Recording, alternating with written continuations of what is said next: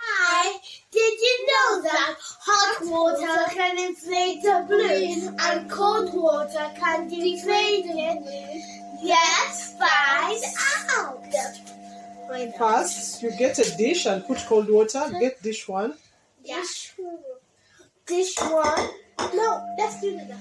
Dish one. I think we should use different colors to bring it out. Yeah, blue for the color, blue for true color.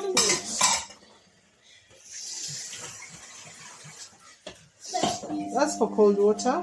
Green for cold water. So pink, wait. Pinky for red. Put away.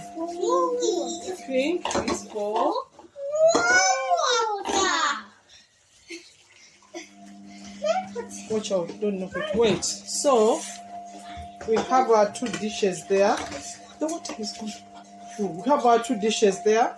So let's put bread and put the balloon in the pink dish which has water. Put the bottle in the pink dish and you see what happens.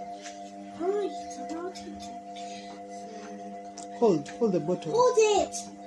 That's what happens because that is a hot water dish. So Eden, remove it. Put it in the green bottle.